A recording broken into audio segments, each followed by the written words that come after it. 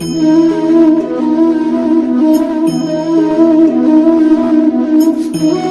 श्री परमात्मने नमः। समस्त माहेश्वरी महिला मंडल की ओर से आप सभी को सादर जय श्री कृष्ण। आज हम बात करने वाले हैं पितृमोक्ष अमावस्या के बाद 18 सितंबर से 16 अक्टूबर तक रहने वाले पुरुषोत्तम मास महात्म्य की। स्वाभाविक रूप से हर जिज्ञासु के मन में यह प्रश्न अवश्य आता है कि हर 3 वर्ष पश्चात क्यों आता है यह अधिक मास? क्या इसका कोई वैज्ञानिक और खगोलीय आधार भी है?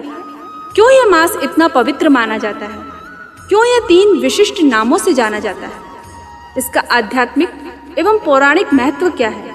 आइए इन सभी प्रश्नों का उत्तर जानते हैं हमारे इस वीडियो में और जानते हैं आखिर क्यों सनातन धर्म में इस माह का इतना महत्व है।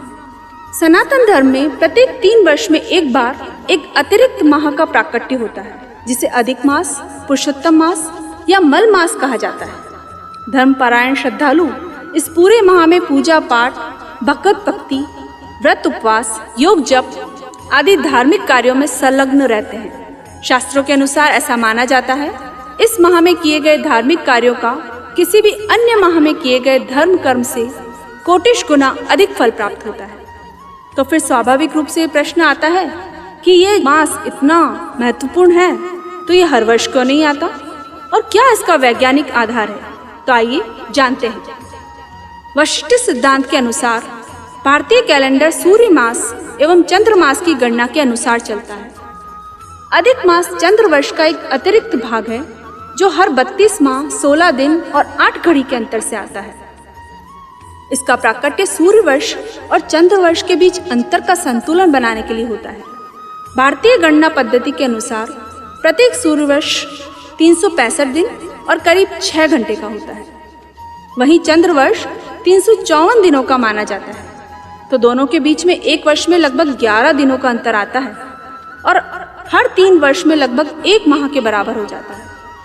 इसी अंतर को पाटने के लिए हर 3 साल में एक चंद्र मास अस्तित्व में आता है, जिसे अतिरिक्त होने के कारण अधिक मास का नाम दिया गया है।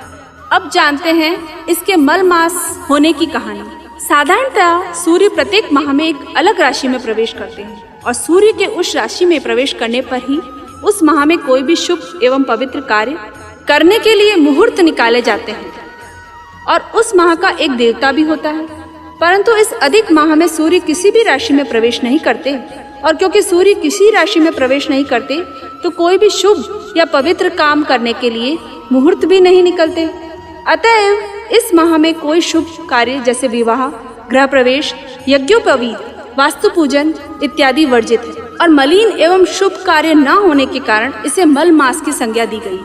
आइए अब जानते हैं इसके पुरुषोत्तम माह बनने की कथा। अधिक मास के अधिपति स्वामी भगवान विष्णु माने जाते हैं। इस विषय में एक बड़ी ही रोचक कथा पुराणों में पढ़ने को मिलती है। कहा जाता है कि भारतीय मनीषियों ने अपनी गणना पद्धति से हर चंद्र मास के लिए एक देवता निर्धारित किया। चूंकि अधिक मास सूर्य और चंद्र मास के बीच संतुलन बनाने के लिए प्रकट हुआ, तो इस अतिरिक्त माह का अधिपति बनने के लिए कोई भी देवता तैयार नहीं हुआ। ऐसे में ऋषि मुनियों ने भगवान विष्णु से आग्रह किया कि वे इस माह का भार अपने ऊपर ले लें। भगवान विष्णु ने इस आग्रह को स्वीकार किया और कहा कि आज से मैं तुम्हारा स्वामी हूँ। मैं अपने सभी गुण वरदान देने की शक्ति तुम्हें देता हूँ। और यहाँ तक कि प्रभु ने अपना नाम पुरुषोत्तम भी उसे दे दिया और कहा, आज से तुम इसी पुरुषोत्तम माह के नाम से जाने जाओगे। जो भी लोग इस माह में व्रत, पूजन या तपस्या करेंगे, उन सभी को वरदान देने की शक्ति जितनी मुझ में है उतनी ही तुम में भी होगी। और जिसने तुमको ठुकराया है, तुम्हारी निंदा की है, वे सभी तुम्हारे चरणों में आके बैठेंगे। सभी प्रकार तुम्हारी महिमा को जानकर मेरी भक्ति के लिए जो शक्ति चाहिए वो तुमसे प्राप्त करेंगे। इस प्रकार भगवान ने उसे वरदान देकर कृतार्थ कर दिया और उसका नाम पड़ा पुरुषोत्तम मास। इस माह को पुरुषोत्तम माह कहे जाने का सांकेतिक अर्थ भी है। ऐसा माना जाता है यह मास हर व्यक्ति विशेष के लिए तन मन से पवित्र होने का समय होता है। इस अवधि में श्रद्धालु जन व्रत, उपवास, ध्यान, योग, भजन, कीर्तन, मनन में संलग्न रहते हैं और अपने आप को भगवान के प्रति पूर्णतया समर्पित कर देते हैं। इस तरह यह समय सामान्य पुरुष से उत्तम बनने का होता है, मन के मैल धोने का होता है। यही वजह है कि इसे पुरुषोत्तम मास का नाम दिया गया है। सनातन धर्म के अनुसार प्रत्येक जीव पंच महाभूतों से मिलकर बना है। इन पंच महाभूतों में जल, अग्नि, आकाश, वायु, पृथ्वी सम्मिलित है। अपनी प्रकृति के अनुरूप ही ये पांचों तत्व प्रत्येक जीव की प्रकृति न्यूनाधिक रूप से निश्चित करते हैं। तो अधिक मास में समस्त धार्मिक कृत्यों, चिंतन, मनन, ध्यान, योग के माध्यम से साधक अपने शरीर में समाहित इन पांचों तत्वों में संतुलित स्थापित करने का प्रयास करता है। इस पूरे मास में अपने धार्मिक और आध्यात्मिक प्रयासों से अपने भौतिक एवं आध्यात्मिक उन्नति और निर्मलता के लिए उद्यत रहता है। इस प्रकार अधिक मास में किए गए प्रयासों से व्यक्ति हर 3 साल में स्वयं को बाहर व भीतर से स्वच्छ कर परम निर्मलता को प्राप्त कर नई ऊर्जा से भर जाता है। ऐसा माना जाता है कि इस दौरान किए गए प्रयासों से समस्त कुंडली दोषों का भी निराकरण हो जाता है। पौराणिक सिद्धांतों के अनुसार इस माह में यज्ञ हवन के अतिरिक्त श्री भागवत पुराण, श्री विष्णु पुराण, श्री भगवद गीता का भी श्रवण, पठन, मनन कोटिश गुना फलदायी होता है। दुर्वासा मुनि ने भी कहा है, जो मनुष्य इस पुरुषोत्तम माह में पवित्र नदी में स्नान करता है उसके समस्त पाप नष्ट हो जाते हैं। पुरुषोत्तम मास में तीर्थ स्नान करने, दान करने तथा भगवान के पवित्र नाम का जप करने से व्यक्ति के सभी दुख दूर हो जाते हैं, समाप्त हो जाते हैं, उसकी सभी मनोकामना पूर्ण हो जाती है और वह जीवन के परम लक्ष्य को प्राप्त करता है। आदि कवि वाल्मीकि मुनि भी कहते हैं कि पुरुषोत्तम माह में व्रत संपन्न करने से 100 अश्वमेघ यज्ञ करने से भी अधिक फल की प्राप्ति होती है। और एक पुरुषोत्तम व्रती के शरीर के भीतर सभी तीर्थ निवास करते हैं और जो भी पूरी श्रद्धा के साथ भक्ति भाव से पुरुषोत्तम व्रत करता है, जीवन के अंत में वह गोलोक धाम में जाता है।